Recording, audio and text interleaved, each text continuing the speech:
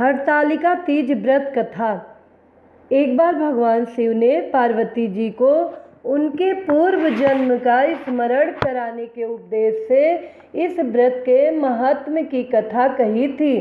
श्री भोले शंकर बोले, हे गौरी, पर्वतराज हिमालय पर स्थित गंगा के तट पर तूने अपनी बाल्यावस्था में 12 वर्षों तक अधोमुखी होकर घोर तप किया था।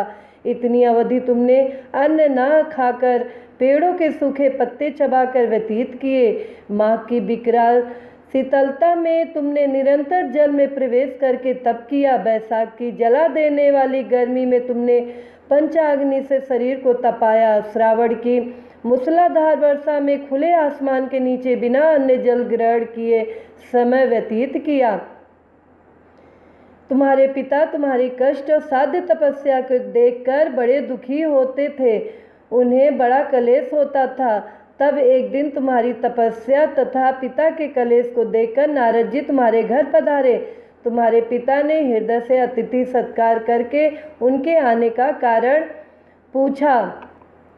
नारद जी ने कहा, गिरिराज, मैं भगवान विष्णु के भेजने पर यहाँ उपस्थित हुआ हूँ। आपकी कन्या ने बड़ा कठोर तप किया है, इससे प्रसन्न होकर वे आपकी सुपुत्री से विवाह करना चाहते हैं। इस संदर्भ में आपकी राय जानना चाहता हूँ। नारद जी की बात सुनकर गिरिराज गदगद हो उठे।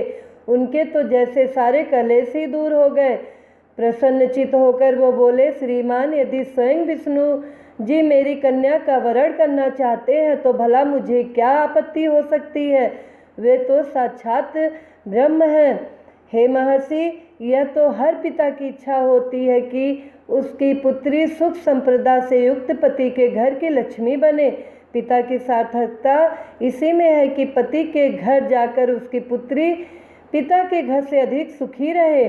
तुम्हारे पिता की स्वीकृति पाकर नारद जी विष्णु के पास गए और उनसे तुम्हारे ब्याह के निश्चित होने का समाचार सुनाया। मगर इस विवाह संबंध की बात जब तुम्हारे कान में पड़ी तो तुम्हारे दुख का ठिकाना न रहा। तुम्हारी एक सखी ने तुम्हारी इस मानसिक दशा को समझ लिया और उसने तुमसे उस विच्छिन्नता का कारण जानना चाहा। तब तुमने बताया, मैंने सच्चे हृदय से भगवान शिव शंकर का वरण किया है, किंतु मेरे पिता ने मेरा विवाह विष्णु जी से निश्चित कर दिया। मैं विचित्र धर्म संकट में हूँ, अब क्या करूँ।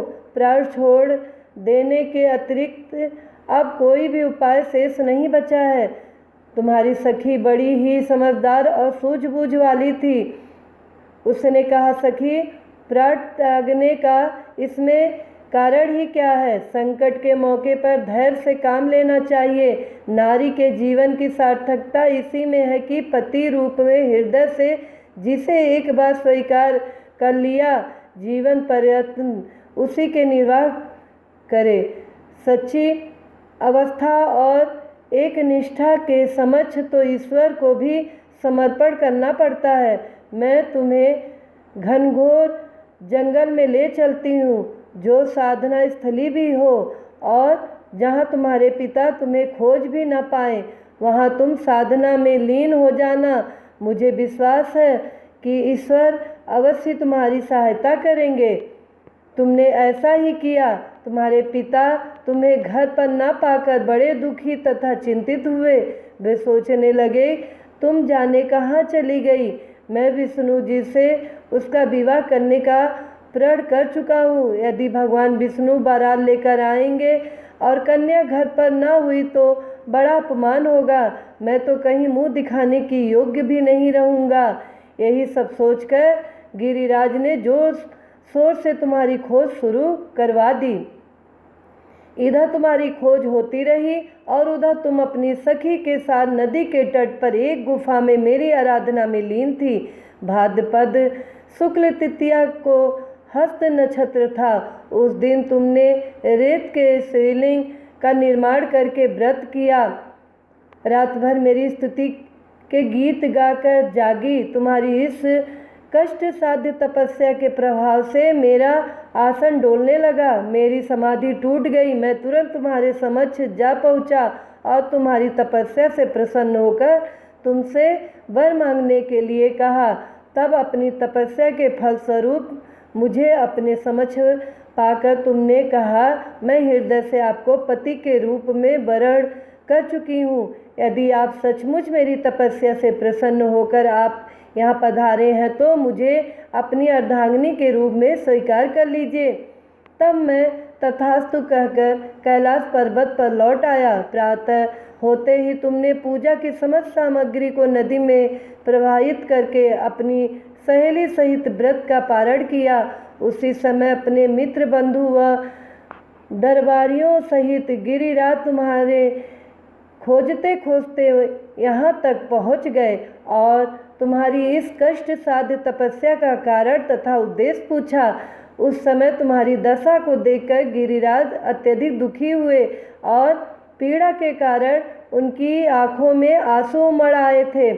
तुमने उनके आंसू पोंछते हुए विनम्र स्वर में कहा, पिताजी, मैंने अपने जीवन का अधिकांश समय कठोर तपस्या में बिताया है। मेरी इस तपस्या का उद्देश्य केवल यही था कि मैं महादेव को पति के रूप में पाना चाहती थी। आज मैं अपनी तपस्या की कसौटी पर खरी उतर चुकी हूँ। आप क्योंकि विष्णु जी से मेरा विवाह करने का निर्णय ले चुके थे, इसलिए मैं अपने आराध्य की खोज में घर छोड़कर चली आई। अब मैं आपके साथ इसी शर्त पर घर जाऊंगी कि आप मेरा विवाह विष्णु जी से न करके महादेव जी से करेंगे। गिरिराज मान गए और तुम्हें घर ले गए।